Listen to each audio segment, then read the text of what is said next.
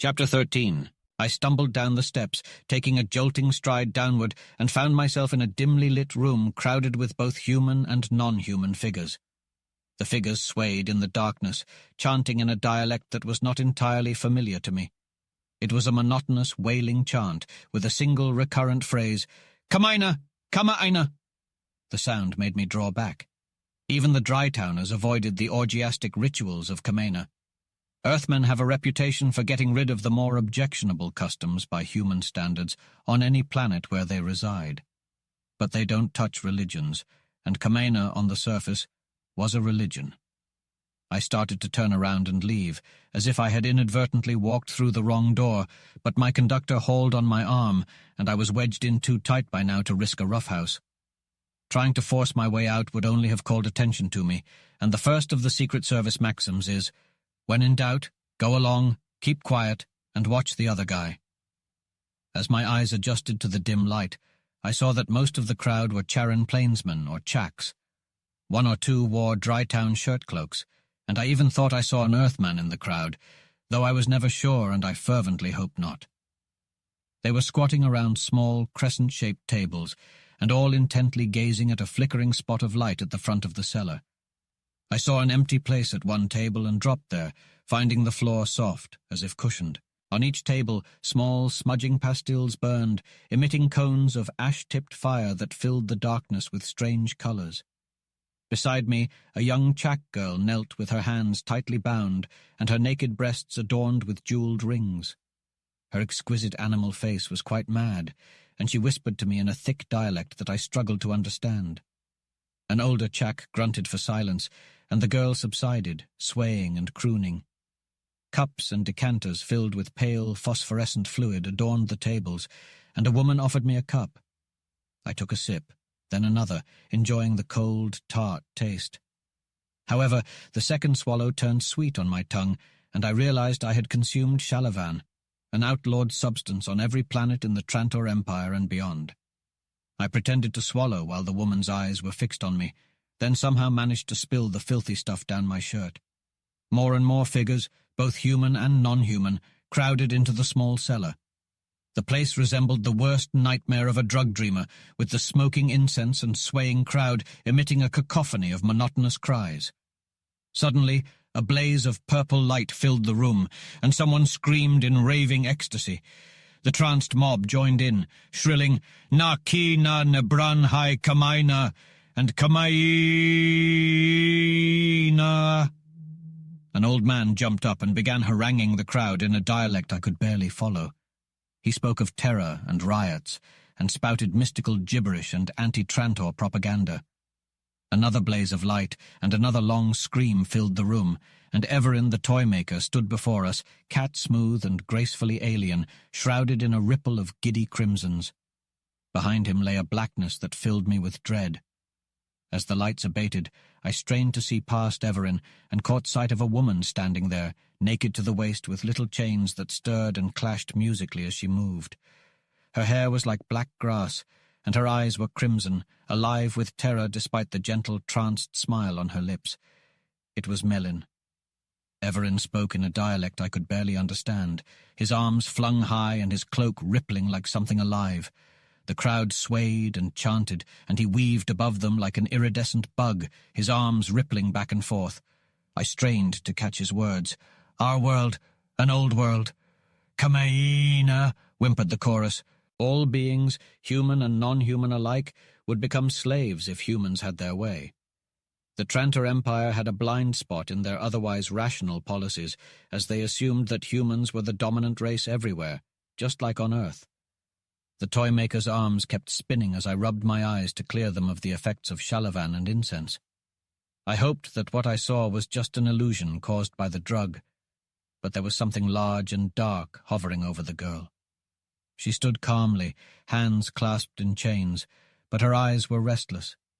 Suddenly, I felt a sixth sense that someone was outside the door. I had developed extra senses during my days in the Secret Service, as 5 senses were not enough for survival. I knew that someone was about to break down the door, and I had a good idea why. The legate had ordered someone to follow me, and they had brought reinforcements. A loud voice bellowed, "Open up there! In the name of the Empire!" The chanting stopped, and a woman screamed. The lights went out, and chaos erupted in the room. People attacked me with chains, and there were shrieks and howls.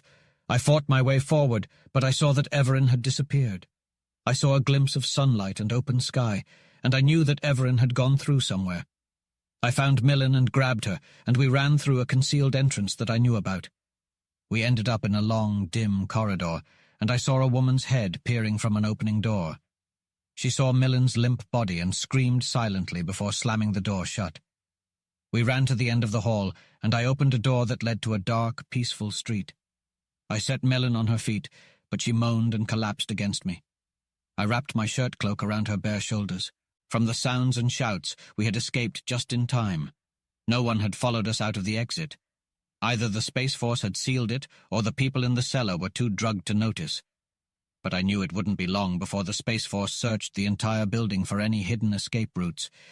Suddenly, I remembered a day not too long ago when I had warned a Space Force unit in training about concealed entrances and exits. Maybe it would be easier to wait for them to find me. But then I lifted Millen onto my shoulders. She was heavier than she looked, and after a minute she started to struggle and moan. There was a Czech-run cookshop down the street that I knew well. It had a terrible reputation and worse food, but it was quiet and open all night. I entered, bending down to avoid the low lintel. The place was filled with smoke and had a foul odor. I laid Millen on a couch and asked the waiter for 2 bowls of noodles and coffee, giving him extra coins to leave us alone. He probably thought the worst of us, but it was that kind of place anyway. He closed the shutters and left. I looked at the unconscious girl, then shrugged and began to eat the noodles. My head was still foggy from the fumes, incense, and drugs, and I needed to clear it. I wasn't sure what I was going to do, but I had Everin's right-hand girl, and I was going to use her. The noodles were greasy and had a strange flavor, but they were hot, and I finished 1 bowl before Millen stirred and whimpered. She put up one hand, with a little clinking of chains, to her hair. The gesture reminded me of Dalissa, and for the first time I saw the resemblance between them. It made me cautious, but also softened me. She couldn't move freely, so she sat up and looked around in confusion and despair. "There was a kind of riot," I explained. "I got you out. Everin left you behind. And don't get any ideas. I put my shirt cloak on you because you were half naked, and it didn't look good." I paused to think it over and added, I couldn't walk you around the streets like that. It looked good enough." To my surprise, she giggled and held out her chained hands. "Will you?" she asked. I broke her chains and freed her. She rubbed her wrists as if they hurt, then covered herself with her draperies and returned my shirt cloak. Her eyes were wide and gentle in the dim light of the flickering candle stub. "Oh, Lyric," she sighed. As I laid my eyes on her, she sat up and tightly clasped her hands together. Her voice, despite her childish demeanor, was cold and controlled, almost as cold as Dalissa's. "If you're from Chiral, I'm not going back. I'll never go back, and you may as well know it. I don't come from Chiral, and I don't care where you go. I don't care what you do." I realized that my last statement was untrue, and to cover my confusion, I shoved the remaining bowl of noodles towards her. "Eat!" She wrinkled her nose in disgust. "I'm not hungry. Eat it anyway. You're still half-doped, and the food will clear your head." I picked up a mug of coffee and drained it in a single gulp. "What were you doing in that disgusting den?" Without warning, she flung herself across the table at me, wrapping her arms around my neck. Startled, I let her cling for a moment before firmly unfastening her hands. "None of that now. I fell for it once, and it landed me in the middle of the mud pie." But her fingers dug into my shoulder. "Lyric, Lyric, I tried to get away and find you. Have you still got the bird? You haven't set it off yet? Oh, don't, Lyric. You don't know what Everin is. You don't know what he's doing." Her words poured out like a flood. "He's won so many of you. Don't let him have you too, Lyric. They call you an honest man. You worked once for Terra. The Trantors would believe you if you went to them and told them what he's doing. Lyric, take me to the Trantor zone. Take me there where they'll protect me from Everin." At first I tried to stop her, to question her, but then I let the torrent of entreaty run on and on. Finally, exhausted and breathless, she lay quietly against my shoulder, her head fallen forward. The musty smell of Shalavan mingled with the scent of her hair. "Kid," I said heavily, "you and your toy maker have both got me wrong. I'm not Lyric Archer." "You're not?" She drew back, looking at me in dismay. Her eyes searched every inch of me, from the grey streak across my forehead to the scar running down into my collar. "Then who?" "Race Drake, Trantor Intelligence." She stared at me, her mouth wide like a child's. Then she laughed. She laughed. At first I thought she was hysterical. I stared at her in consternation. Then, as her wide eyes met mine, with all the mischief of the non-human which has mingled into the human here, all the circular complexities of coruscant illogic behind the woman in them, I started to laugh too. We were clinging together and gasping with mirth like a pair of raving fools. The chuck waiter came to the door and stared at us, and I roared, "Get the hell out!" between spasms of crazy laughter. Then she wiped her face, tears of mirth still dripping down her cheeks, and I frowned bleakly into the empty bowls. "I say, Drake," she spoke hesitantly, "could you take me to Trantor's where Lyric is?" "Hell's bells!" I exploded. "I can't take you anywhere, girl. I have to find Lyric." I stopped in the middle of my sentence and looked at her properly for the first time. "Child, I'll make sure you're safe if I can, but I'm afraid you've walked from the trap to the cookpot. There isn't a house in Charon that can hold me. I've been thrown out twice today." She nodded. "I don't know how the word spreads, but it happens in non-human parts. I think they can see trouble written on a human face, or smell it on the wind." She fell silent, her face propped sleepily between her hands, her hair falling in tangles. I took one of her hands in mine and turned it over. It was a fine hand, with bird-like bones and soft rose-tinted nails, but the lines and hardened places around the knuckles reminded me that she, too, came from the cold austerity of the salt dry towns. After a moment she blushed and drew her hand from mine. "What are you thinking, Drake?" she asked, and for the first time I heard her voice sobered, without the coquetry, which must have been a very thin veneer. I answered her simply and literally. "I am thinking of Dalisa. I thought you were very different, and yet I see that you are very like her." I thought she would question what I knew of her sister, but she let it pass in silence. After a while she said, "Yes, we were twins." Then, after a long silence, she added, "But she was always much older." And that was all I ever knew of whatever obscure pressures had shaped Dalisa into an austere and tragic Clytemnestra, and Millen into a pixie runaway. Outside the drawn shutters, dawn was brightening. Millen shivered, drawing her thin draperies around her bare throat. I glanced at the little rim of jewels that starred her hair and said, "You'd better take those off and hide them. They alone would be enough to have you hauled into an alley and strangled in this part of Charin." I hauled the bird toy from my pocket and slapped it on the greasy table, still wrapped in its silk. "I don't suppose you know which of us this thing is set to kill?" "I know nothing about the toys." "You seem to know plenty about the toy maker." "I thought so, until last night." I looked at the rigid, clamped mouth and thought that if she were really as soft and delicate as she looked, she would have wept. Then she struck her small hand on the tabletop and burst out, "It's not a religion. It isn't even an honest movement for freedom. It's a front for smuggling and drugs and every other filthy thing." Believe it or not, when I left Shainsa, I thought Nebran was the answer to the way the Trantors were strangling us. Now I know there are worse things on Coruscant than the Trantor Empire. I've heard of Lyric Archer, and whatever you may think of Lyric, he's too decent to be mixed up in anything like this. "Suppose you tell me what's really going on," I suggested. The last fragments of the pattern were falling into place. As I searched for the matter transmitter and the secrets of Coruscant's non-human sciences, I realized that the City of Silent Ones reminded me of something. Lyric had crossed paths with the toy maker, and Everin's words finally made sense. Quinn had been working for both Kyril and Everin, cleverly evading our surveillance.